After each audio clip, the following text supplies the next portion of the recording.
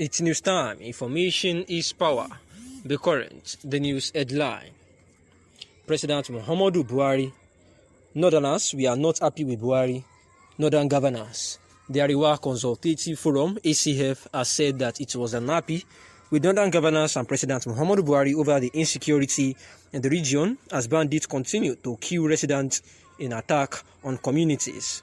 In a statement issued by the ACF National Publicity Secretary Emmanuel Yahweh on Monday in Kaduna, the forum noted that the governors have not been showing enough sympathy to the victims. It added that the attitude of the governors, including President Muhammadu Buhari, portrayed them as only concerned about their lives and that of their members of the family. The president and the northern governors are unwittingly creating the impression that only lives, those of their immediate families and their offices, matter. According to the ACF, apart from the governor Umaru Zulum of Borno State, neither the president nor the governors have bothered to visit affected communities to show empathy and sympathy for the victims. The ACF would like to put on record its total disapproval, frustration and anger against what appears to be an endless orgy of killings in northern Nigeria. The latest incidents took place in Giwa local government of Kaduna State, where 38 innocent citizens were hacked to death. Nothing stops the president and the state governor from visiting such places, but we sadly note that he has never felt it necessary to do. In fact, following examples, not one governor has done so except Governor Zulum of Borno State. At the Ariwa Consultative Forum, ACF has declared their mindset, saying that they were unhappy with the northern governors and also President Muhammadu Buhari over the insecurity and even refusal to pay these communities a visit. Saying just a few days ago in Yaskera Uba in Borno, 10 people were killed and unaccountable numbers were taken away, and these affected people by these savage attacks are thus left to think that their lives do not count. Development when he fielded questions from State House correspondent in Abuja about a closed-door meeting with the president on December 16. Earlier, on December 15, the president, through the Minister of Police Affairs, Alhaji Maigari Degiadi, had announced the provision of a 20% peculiar allowance for the police, and he said that I am particularly very happy today to inform Nigerians that the Federal Executive Council has approved the review and upgrading of the take-home pay of the police personnel in this country. According to Ingige, the approval covers members of the Joint Health Services Union, JOESU, who went on strike in 2018. Buhari had marked the 79th birthday with the cutting of a birthday cake made in national colors, green, white, green, saying he would pitch in his best for Nigeria until the last day, when in 2023 he hands over to his successor.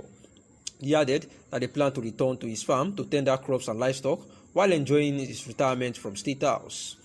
The Nigerian leader, who was in Turkey for the 3rd Turkey-Africa Partnership Summit, held bilateral meeting with President Recep Tayyip Erdogan, where he reiterated that Nigeria would partner the Republic of Turkey in dealing with current security challenges facing the nation. The president acknowledged that Turkey had garnered a lot of experience dealing with security challenges of various kinds, and Nigeria would latch onto that experience. He also called on Turkey-Africa Partnership Summit to provide concrete support to help defeat terrorism and insurgency in Africa. The president made the call at the 3rd edition of the summit held in Istanbul, Turkey on Saturday, and according to the president, the Boko Haram terrorist group, though fragmented by internal strife and degraded by Nigeria's defense force, is still active and preying on soft targets. Buhari had earlier participated in the 60th ordinary session of the Authority of Head of State and Government of the Economic Community of West Africa States, ECOWAS, on December 12 in Abuja.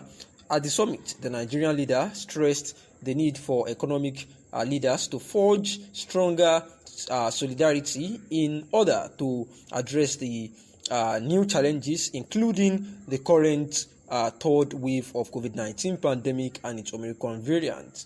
The presidency also reacted to Sunday's December 12 Daily Trust editorial, saying life has lost its value under Buhari's Nigeria, and it said tackling the scourge of banditry and terrorism remains federal government's first priority, as President Muhammadu Buhari holds the victims and their families in his thoughts and prayers.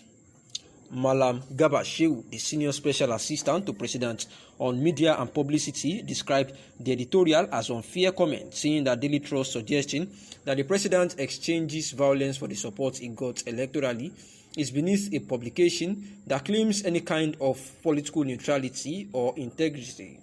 Buhari, during the week under review, condoled the family of the Shoun of Ogbomoso land, Oba Oladuni Oyewumi Ajagungbade III, on the demise of the highly revered traditional ruler earlier on Sunday. He also extended heartfelt condolences to the government and people of Ogun State, as well as the royal family, on the passing of the Olowu of Owu Kingdom, Oba Adegboyega Dosunmu Amororo II. He also extended the sympathies of the nation to the government and people of the U.S. following devastating tornadoes sweeping across 6 states that left destruction and death on their trail.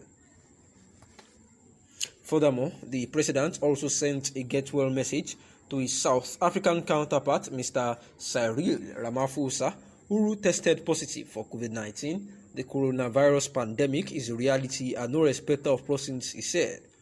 On December 14th, the president hosted ECOWAS Parliament led by the Speaker, Dr. Sidi Mohamed Tunis, in the State House, Abuja, where he reiterated that Nigeria would keep pledges made to the ECOWAS Parliament and to the sub-regional body at large. Buhari also met behind closed door with Governor Darius Ishaku of Taraba in the State House, Abuja, on December 14th, where briefing State House correspondents on the outcome of the meeting with the president. The governor stated that he briefed Buhari on the recent attack on a part of the state by Ambazonia separatists from southern Cameroon. He said he requested for assistance from the federal government to tackle insecurity and other developmental issues in Taraba State. Governor Abdullahi Sule of Nasarawa State also met with the president on December 14, where he lauded President Muhammadu Buhari for being the architect of Ajaokuta Kaduna Kano gas pipeline and revamping the nation's oil and gas sector. According to him, with all the achievements being recorded by Buhari administration, Nigerians will appreciate the president the more after he leaves office. He added that the president had done a lot for the country and many would not see it until after his tenure.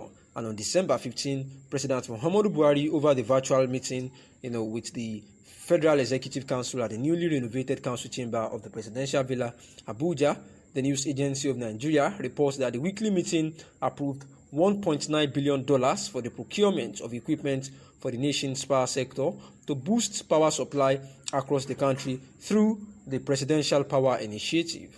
The Vice President, Yemi Osinbajo, was in Daura, Katsina State, to witness the turbaning ceremony of Yusuf Buhari, son of President Muhammadu Buhari, as Talban Daura and district head of Kwasara community on December 18.